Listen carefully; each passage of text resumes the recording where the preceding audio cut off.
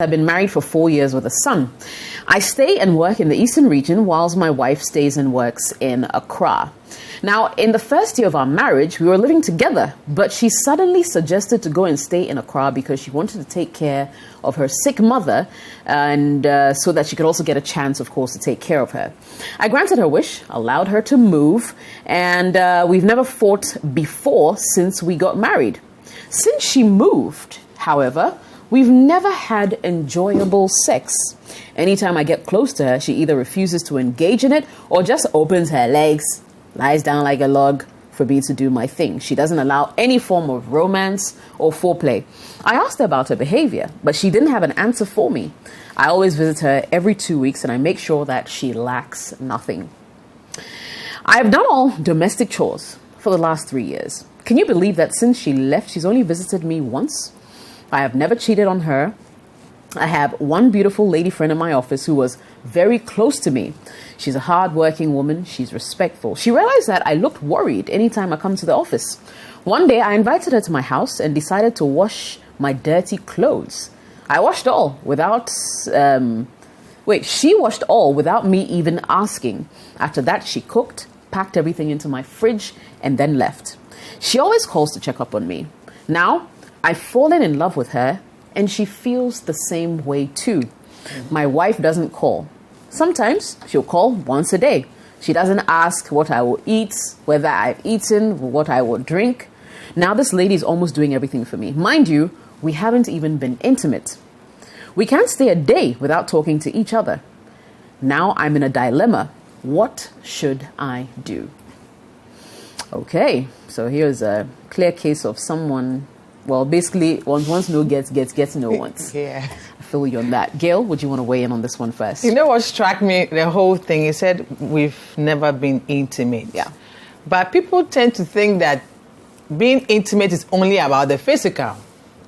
You can be intimate without having to do anything physical. There's emotional cheating. And obviously, that's what you're doing. Because if you're already in love with someone, the physical side is just, should I say, a bonus. Because she comes to cook for you, she washed for you. You guys, have that connection. You have whatever it is you might have had with your wife before. So definitely, whether you've been intimate, as you put it, or not, you're already I think you've moved on. Mentally, right. You've moved on from your wife. And sometimes it happens that way because where you thought you're going to get that fulfillment from, that emotional. You see, emotional connection is very important in a relationship. And that's the intimacy thing, where sometimes you don't even have to say anything, but your partner can, in a way, know what you're thinking. Yeah, they can even tell, even if they are miles apart, they can tell if there's something wrong with you. Intimacy is not just, having sex. Right. Because you can equally have sex with someone and not have intimacy with a person. You just have your sex and go your way, you see. So people tend to confuse the two. But I'm thinking that, I don't know if it's the distance that is messing things up for them, because I know that you can still be in the same bed with someone and there will be distance. True. Distance is not only about location, it could be about physically, not or mentally, or the there, mind. yeah. Yes. So there's so many things wrong with the picture. I don't know how. He said everything was okay before they separated. Yes. But I think that maybe that's from his angle. The lady may also have her own thing to say, because she seems to have shut down, or should I say she's moved on equally, because she says she does not call him, she doesn't care about him, she doesn't check up to see if he's okay or anything. It's she just doesn't care anymore. But you can't just conclude and say maybe she's seeing someone else. It could be that she's dissatisfied with the guy about something he's done, and so sometimes when that happens, you just don't care about the person anymore. So I feel like rather than him thinking that he's going to just automatically replace her with somebody, he should rather talk to her. People assume that their partner knows how they are feeling. Sometimes there's maybe, what do they call it? Is it a white elephant or red elephant? What's the color? What, like a white elephant in the room? Yes, that thing. And nobody wants to talk about it. We are all assuming we know. No, when it comes to a relationship, you can't just say, oh, this is something small. It's okay. It's okay. You can't say that. Everything has to be spoken about. You see. So instead of him thinking she doesn't care about me, so now someone else is doing the same things and I haven't cheated on her. That's what he says. Hasn't cheated on her, but you have. Bringing someone into your home, it's making things compromising, because you are allowing that avenue for something to happen, and you've already started. He's actually falling in love with this person. You've already started. So in this case, if you're already now replaced your wife, you've moved on with somebody, then why are you here? But can you blame Why are you him here? though? Because listen, she said that she wanted to go live in Accra to take care of her sick Yes. mother. I don't know what the ailment is. Yes. But so your mother never recovered. Maybe, who knows? And Who since you knows? left, you haven't made any effort to, she's switched off. So in that case, for me, I always say that if you're in a relationship with somebody and it's not going the way you want, you have to end that one. Because this person you are with, the things that your wife may tolerate about you, this person may not do that. She doesn't know you totally, like she doesn't know you fully. Right. She's just seen a bit of you where you're unhappy, and so she thinks, oh, if I cook and I clean for him, is that enough? You hardly know the guy that well. You see, so she's just, a temporary thing for you. And people make that mistake thinking, if I find someone else who gives me what I'm looking for, then that's okay. You don't know the woman 100% as well. So how can you tell if she's also what you're looking for? You understand? Yeah. So I feel like if you think it's not going the way you want, you've spoken to her, you've done everything, you've done your best, it's like you're pouring water into an ocean or something, or into a basket. Yes, a basket or something. So it's like you feel you're wasting your time. And I can feel your frustration, but don't try and replace her with someone while she's still in the picture. If you feel you need to move on, just let her know. Talk to her, let her know, this is how I feel. Sometimes people don't know. Right. Or they don't care. You should let the person know, hey, we decided to get married. This is how I feel. If you think you're not interested in me anymore, then let you know, and then I can have time for this person. That's where I'm coming from. Right. But if you haven't said anything to her, you're seeing someone else, so your attention is divided, and you're like, okay, she's moved on, I also moved on. Then what happens to the marriage then? Yeah. Okay. Well, Rosina, Yeah. let me bring you in. I'm not sure if you have maybe a different opinion. To start with, you see, marriages, like I keep saying, when marriages start, it starts with a lot of rosy expectations, like, oh, we're going to get married, we're going to do this, we're going to do that. But sometimes when you get inside the marriage, reality hits you, because after baby starts coming, sometimes you're not in control of what happens, how it happens. Things are just not as rosy as you expected anymore. And I think she was probably suffocating, and she needed a window of exit. And luckily or unluckily for her mom wasn't well, and she used her mom as a pass to get out of the marriage temporarily without necessarily having to cause a stir. Because if I tell you that, oh, my mom is not well and I need to go and take care of my mother, you'd be very insensitive to tell me that, no, you can't go. So I think that was a window of opportunity that she used. My only thing is that when something like that happens, there should always be a discussion, a proper discussion, and you guys should agree, when are you coming back? Like, for instance, there are times I will send the kids to my mother's end, or their grandmother's end, and my husband will ask me, okay, for how long? And I'll say, oh, let's send them there for, let's say, 2 weeks. You understand? Then he knows that, okay, my kids are going to be away for 2 weeks. So I think sometimes we need to we need to have that information now. The other thing too is that the lady is probably very comfortable where she is now. Suddenly she doesn't have to cook, or even she has to clean, she doesn't have to clean, not too much. And it's her own mother. I don't know what it is, but she's probably getting very, very comfortable where she is. Now with a man too, you see, like I said, marriages go through issues. And I don't know what it is. As soon as the marriage is going through a little issue, there is always that new applicant on the side who is looking for a job and say that I can work under pressure with little or no supervision. Those things that they write in job applications. There's always this new look. Anytime there's something going on, there's always this new chewing-gum and chips girl on the side who is waiting to put in the application. I like the way you put it. She came to watch for you without asking for anything. Trust me, when you start dating, she's not going to do it and not ask for anything. She's going to have expectations.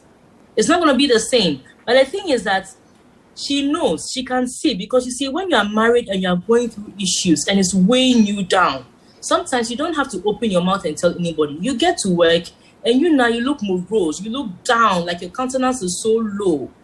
Now that is a praying person who goes like, die away, and then you become a prey. Now we've moved on from ladies showing you their bare bottoms and their chest and everything to show they're interested in you. No. Right now, she's trying to weave her way into your heart, into your lifestyle, such that you can't do without her. And then you started looking at her like, oh my God, she's doing this for me, she's doing that for me. All of a sudden, it's possible you were angry with what your wife was doing, you were not happy with what your wife was doing. But right now, the horrible things that your wife is doing is magnified because there's somebody else who is filling that space. Mm-hmm. So marriage is marriage for a reason. It's the biggest school that you always get a certificate before you actually go through the school. And it's not a joke. So I think that he should man up and have a clear discussion with his wife. Do you want this? Do you not want this? Are you no longer interested in me? Is there a problem? Is there something you need to tell me? Is there something you want us to discuss? Are you unhappy about something? What is the problem? Try and work on it. And if you try to work on it and she's still disinterested and she doesn't want to really move on or anything, at least you have your answer. Then you can move on and concentrate on this one. But you see, any woman who takes advantage of an unhappy spouse in a marriage, not any woman, any person who takes advantage of an unhappy spouse in a marriage is not somebody that you should gamble your heart with. Right. Let me push this conversation a little bit. Who is really to blame for the breakdown of a marriage, of this relationship? Because like I'm saying, woman left, yes, because of her, you can't blame her. Mother's ill, generally maybe wants to go take it. Yes, that's what she says. Yeah. And is giving this man no attention. So he's looking outside. Yeah. Rosina. No, I think that it's still the woman's. You see, the thing is, you were the one who was granted permission to go take care of your mother. Now, your mother is important, but you should not lose sight of the fact that you're also married and your husband has needs. Now, luckily for you, your husband visits you every 2 weeks. So it means that you just need to find some 3 or 4 hours every 2 weeks for your husband. How hard could that be?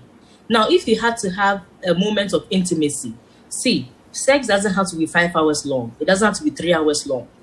Even if it is a short 5 minutes, 6 minutes, 3 minutes affair, do it wholeheartedly. Let him feel loved, missed. Let him feel like, you know what, I miss you. If not for my mom, crashing, they're going to miss you. I'm in a hurry to come home. I can't wait for her to get better. But you see, the lady, your husband is managed to give you the opportunity to go take care of your mom without complaining. And he does the legwork. Every 2 weeks, he comes down to see you, probably see your mother too, probably leave some small money for care for your mom and all of that. The little you can do is to reciprocate in that few hours within the 2 weeks how much you miss him and how much you care for him. And usually when couples have to part for that time, you realize that when they get together, they sort of miss each other. Like they really want to be in each other's space. So if this guy makes the effort and you are not pulling your weight, I mean, what else do you want the man to feel? So I'm saying that, look, yes, it's through no fault of hers that her mother wasn't well and she had to go. The good thing is that you have a man who was able to allow you to go without any wahala and has decided to be visiting you every 2 weeks because he values the fact that he wants to spend enough time with you. So he comes every 2 weeks. Give him a nice time. At least even if it's 30 minutes, let him, throw your hands around him and go like, hey, Charlie, this is my mom's house. Let's not do that. Right? No, Charlie, then you still one quick one, then you go. At least there should be some excitement there. But there's no excitement and you are like, okay, come and chop. And open your legs like that and you're lying there like a crucifix. Come on, think about it. I mean, I don't think that any man would be happy with that because he has been doing the legwork. It means that he wants the marriage to work. You have gone there only once since you went to see your mom. Let's say you are a bit tight because your mom's ailment is so serious, but you also have a husband to take care of. And that husband happens to be the father of your son. Well, hopefully. Yeah. Okay, I think Olivia has joined Yeah, us on she's the here. Zoom. Livy, are you following the story? Yes, I am. Super stuff. Okay, so I guess you can weigh in right away. Yes. So, it makes me wonder if this woman was really interested in the marriage. Sometimes, I don't know, in the last couple of weeks, we keep getting submissions here and there about people who just want to get married, and they're frustrating their husbands. And it makes me wonder with what objective this woman actually married this guy, because it's just been 4 years. And within the 4 years, her mother gets sick, and then immediately she's like out the door. I'm not saying that she shouldn't give her mother attention or the support her mother needs, but she should also realize that marriage is a very, very important institution, and you have to be ready to be in it. And the fact that her husband loves her genuinely, is providing for her, and is doing everything, even intimately, to support her, and she just doesn't care, makes me wonder.